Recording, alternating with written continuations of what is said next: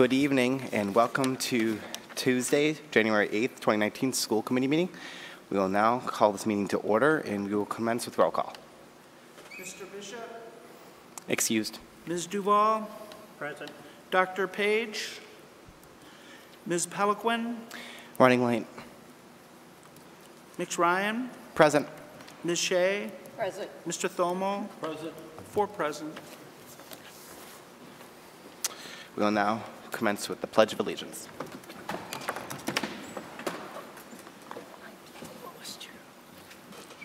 I pledge allegiance to the flag of the United States of America and to the republic for which it stands, one nation, under God, indivisible, with liberty and justice for all. We will now move on to public input. Is there anybody here tonight who would like to address the Southbridge School Committee? Please state your name and address. Good evening. My name is Andrew Murch. Can you just a little more on the mic? It's hard to hear. Good evening. Is that better? My name is Andrew Murch, and I live in 101 High Street in the second floor apartment. On a personal note, I'm glad to see more members attending this meeting than the previous meeting. It's good to see everybody working together and trying to come to resolutions to make sure our school systems are in better shape. If it is all right, Dr. Villar, I actually have a question for you in regards to your positions on our school climate and helping to improve that. I have a lot of parental friends at West Street School. My son's a 4th grade student, and there has still been some issues with bullying at that particular site. I don't have a lot of contact with other sites, but primary school shouldn't really be a place where bullying is a main issue.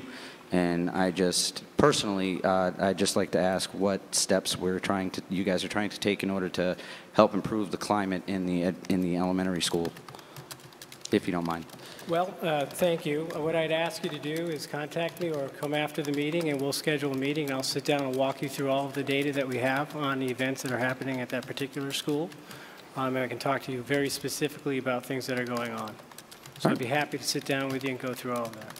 I think that'd be the most appropriate forum for that question. Okay, I didn't realize that I could do that, sir, so I appreciate that. Absolutely. Thank you very Be much. happy to. If you want to wait to after the meeting, we can set up a time or you can just call the office. Certainly.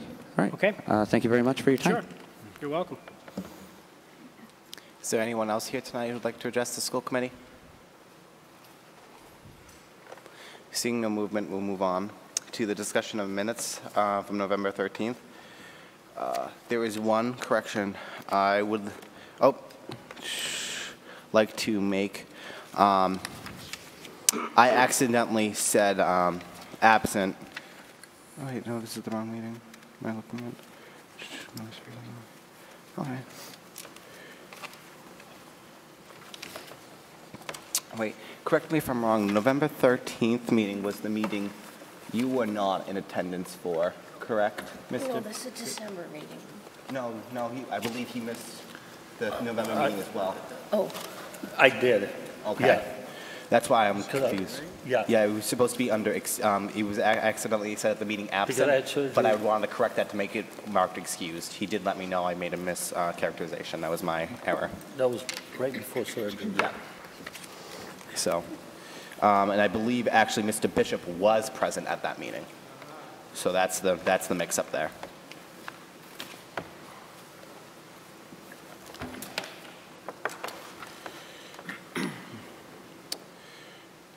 Seeing. Wait a minute. Excuse me. On that meeting, I probably was here because I did ask this question regarding if teachers had protection against bullying. That's right. So I was at that was the last meeting. I wasn't here in December. No, I knew about that meeting, but I believe I had a conversation with you where, I'm trying to remember what meeting that was then. Yeah. Because I accidentally said absent instead of excused. I thought that was the November meeting. No, I think that was December. December was, no, that was a different meeting. I don't know. Okay. I will look into it and figure out. Yeah, but I did ask that question at a meeting. Mm-hmm. Okay. I'll look into it. I'll look over the record. I'll watch the meeting and figure out which meeting it was. I apologize. Any other discussion on the minutes? Seeing none, we'll move on to new business, and we'll move on to the high school representatives report. Student Council has been busy the past month and a half hosting two major rallies, one being against the football team, against Bartlett in the game, and also the homecoming dance and Spirit Week. And we have also had a successful food drive in 3 Spirit Weeks. The most recent one was a student, senior devoted and student teacher Spirit Week, in which it was dedicated to the winter vacation this past 2 weeks. There was a ugly sweater contest in honor of winter vacation, and winners were awarded prizes, including teachers. And currently, Student Council is planning a winter carnival, and will be looking forward to participating and helping the Lions Club. And we will also be putting forth community service at the Character Breakfast Sunday, February 3rd at the Community Center in Southbridge. And as usual, if there are any community service opportunities that anyone would like to offer for the Student Council, please contact Kelly Landine at the high school. Thank you. We'll move on to 5B, receiver superintendent announcements. Good evening, everybody. Please bear with me as my voice keeps coming in and out. I'm getting over a gift of the flu I had over the break. I'd like to update everyone on, we're very happy that we have recently signed a memorandum of understanding with the University of Connecticut to support the district's work on improving climate and culture and producing a multi-tiered system of support for students in our schools. This gives us 5 years of free technical support and services with the University of Connecticut, as we're a national demonstration site for the positive behaviors intervention and supports programs. It's really quite remarkable, and it's a pretty big deal for us.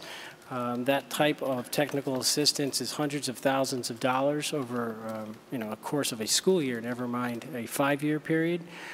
We're proud to announce that we have been well at work implementing PBIS, and shortly you'll see our middle school and high school will begin to go online with the program, and our elementary schools have launched this year. Part of that initiative has required the district to implement new data systems to track our student information overall, so that's demographic, academic, attendance, disciplinary, and many other aspects of schooling. And so this year we rolled out Aspen as that system. It's a pretty complex technological endeavor to change that software. We're proud that that is well underway. I recently distributed a deck of about 100 slides of student performance to members of this committee, and we'll do so hopefully on a quarterly basis. And we'll begin to refine our ability to collect, analyze, and utilize these data to make decisions around instruction in climate and culture. One aspect that we are working on implementing is something called a paperless referral system through another system called SWIS.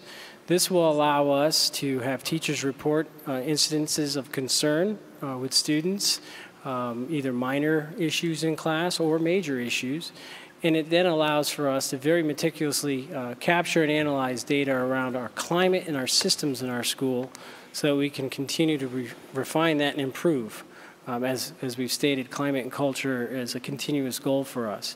And we're working so that we can make decisions based on fact, not perception, and sometimes perception can rule the day if you don't have quality facts. So we have a lot of work to do on that.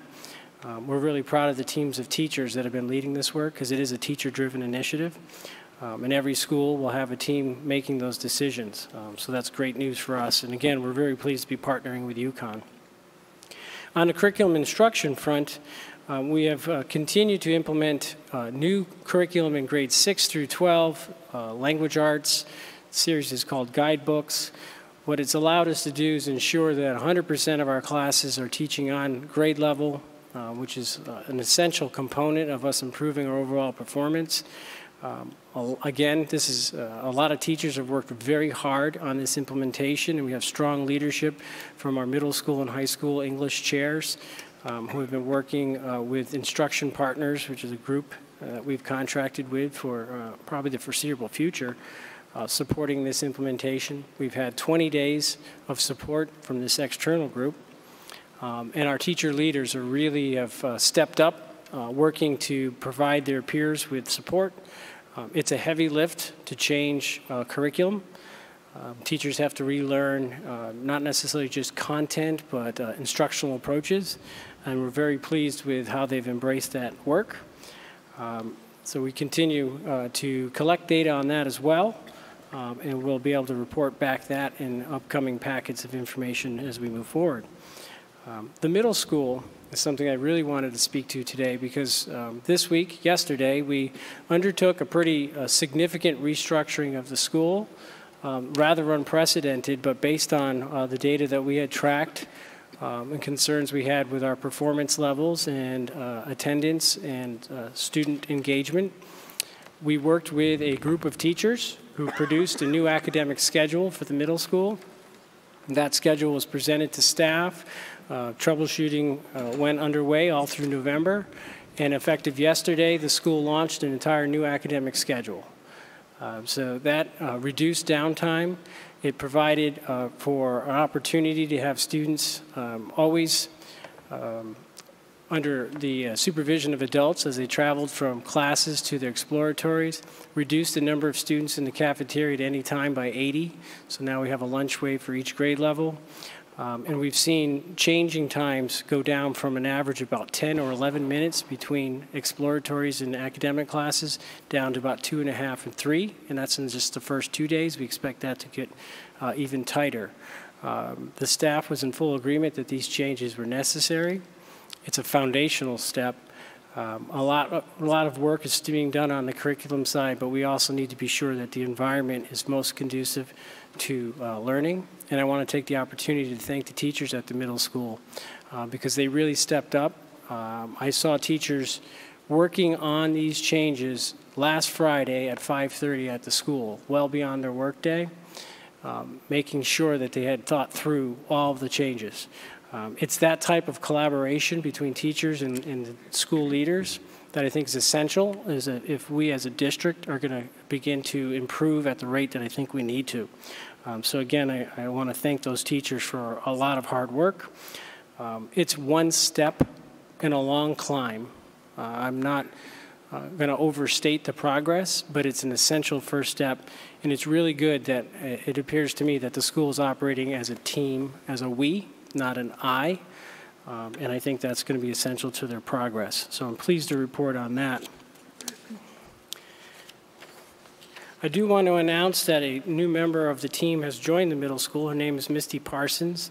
She's serving as the principal for secondary instruction. She actually will be supporting curricular work grades 6 through 12. And I also want to announce that the district, quite a while ago now, had a request for proposals that we placed looking for a partner to work with us as we begin to explore how we might redesign secondary schools here in Southbridge so that our students graduate prepared to be both ready for college and career. That signifies a heavy lift. It's a question that high schools in particular have been grappling with both across the Commonwealth and the country as to how do we create new pathways for students so that we can increase engagement, particularly in grades 11 and 12, and have graduates who have the ability to make a decision. Do I want to go on to a 4-year university, or do I want to go on to an advanced career training? Work with employers, again, across New England has shown that many employers are not satisfied with the skill sets that high school graduates have had. So as we begin to create a new system, we have funding that's come from the State Department for quite some time now that will allow us to begin this redesign process. So through this, we selected the School Empowerment Network. They have been providing some executive coaching to leadership at the school and will now begin to help us create a process to engage the faculty and then the community in discussions on what should our high school graduates, what skills should they have, what type of programming is necessary for them to be ready for the 21st century. I'm pleased that this is grant funded, and it's going to represent multiple years of work. We can't redesign an institution like high school in a short order, so it's going to be a great deal of work. But again, we're very excited to have them working with us. They have diverse skill sets, and one thing that they've been working with our high school on is the beginning stages of something called restorative justice, which is just training faculty and students and learning how to re-engage after a student may have made a poor choice, and there's very specific steps that need to happen. But they have a diverse skill set. We look forward to working with them. So a lot of exciting things are happening. We have a lot of work to do, but I do think that directionally things are moving in the right area. But we certainly have plenty of data to suggest we have a long way to reach our targets. But some exciting news. And that concludes my report for this evening. Thank you. We'll move on to Chairperson's announcements. I actually have a couple. One was, I'm glad you hit on restorative justice because I was actually going to ask about that. I know Dr. Andre Townsell championed that at the high school, and that's something I'm a firm believer in. I think it's going to be critical to turning around the Southbridge school system. The second thing was I was questioning the status of the joint meeting you had proposed originally with Councilor Chair Jovan. That was supposed to, I believe, happen this month, and it did not. We got no update as to when that is. So I was wondering if that's still happening, or if it's just been postponed until February, or if we're just waiting for the budgetary numbers to come in. What was the status of that? I know that the chairman had spoke about the possibility of having a joint meeting. At this point, I anticipate likely being invited to a subcommittee meeting of the town council, but I honestly won't speak for the chairperson. He has not reached out to schedule that date yet. Certainly I will communicate with the school committee if he so invites us. I must say I have very much appreciated Mr. Jovan's support and his interest in our school, so I'm certain that we'll have opportunities to speak with them, particularly given, as you point out, the budget's coming up. The council seems to be very interested in our work, and I'm very pleased with all that Mr. Jovan has done to support us so far. Thank you. And my final thing I would be stating is last night at the Bay Path School Committee, they passed unanimously the resolution to fund our schools. If you don't know what that is, there's effort at the State House and the State Senate to revamp the education formula within the state to make it much more fair, especially to communities like Southbridge. I'm currently working on a similar resolution that I will be bringing to the next meeting for the school committee to take a stand on. I think it's important that we join in with the chorus of, now I believe it's over 50 school districts that have signed on to this, and I'm happy to hear. I had a conversation, a short conversation with Senator Shane Diaz about this, and I'm really excited about the direction. I know the governor is introducing his own individual standalone education bill. I look forward to looking over that in great detail and seeing where we can go to fix the fundamental flaws within the funding formula.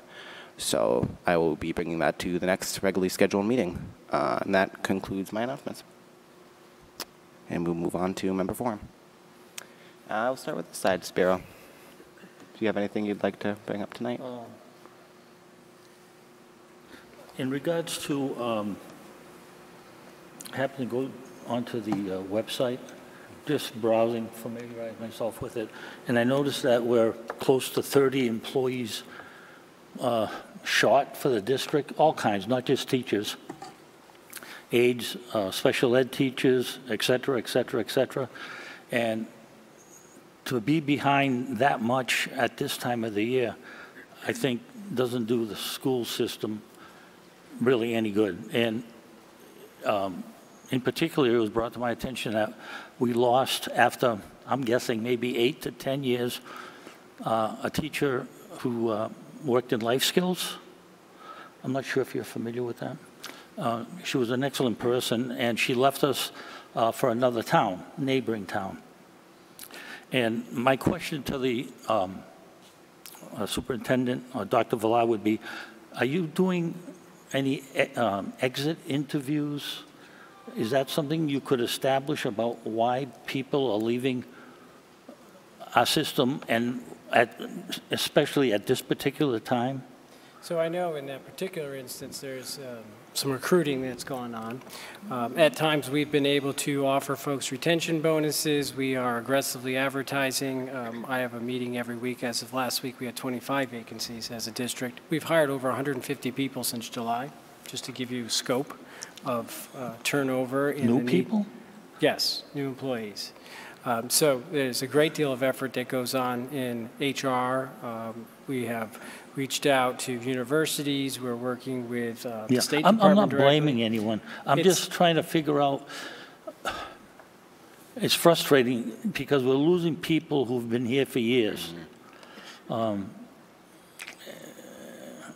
it's very frustrating, and it's just not a good situation. And I know you're concerned about it, but it's frustrating. It very much is. We are right now in the hunt for special education teachers. In fact, we're likely to have to engage a contract with an agency to bring in special ed teachers. There's a shortage across the Commonwealth. So there are certainly folks who are able to make decisions in work environments that are less challenging. But it is something of grave concern that we work with faculty on, again, on a weekly basis. We've instituted a program for referrals. So if a staff member is able to make a successful referral, they get a small monetary compensation for that. Also looking at ways to increase the pipeline in creative ways. So talent and attracting teachers has become a problem at this stage of the game.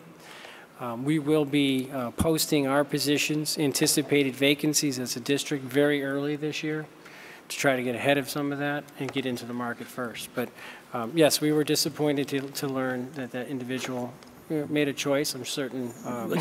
We can't stop them, I understand that. Not. But will this position hopefully be filled soon? Or I hate to see a substitute, permanent sub in there every day, because those kids are very special. And for sure. So bottom line is, yes, we post immediately, and we work to obviously hire people. We also have discussions on how do you reshape programs, do we transfer staff, do you move a supervisor into the position. There are a lot of options that can be done. We've also explored the additional use of educational assistants to support more students. We are obligated to program, and so but it absolutely is a very difficult challenge if you can't attract enough people for these positions. Frustrating. Okay. Thank you. No, thank you. Ms. Duval. I haven't heard anything today because my hearing is out, but has there been any discussion about your meeting that you had? No. No? No. Okay. I was just so surprised to see for a non-meeting how many people we had here.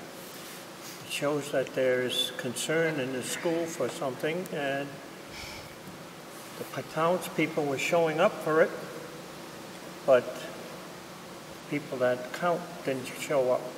I just feel bad that nothing has been said about it. Thank you, Ms. Duval. Ms. Shea? And I just want to wish everybody in town a Happy New Year. My apologies. I thought you were finished. My apologies. Ms. Shea? I had read in the Telegram and Gazette that we're one of the highest paid for substitutes, but I think your previous answer pretty much summed up everything, that we're having trouble getting staff, period. But we are trying.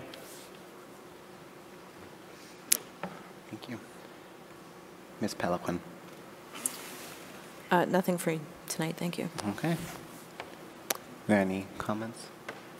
Seeing none, I will accept a motion to adjourn. So moved. Is there a second? Second. All those in favor? All those opposed? Abstaining?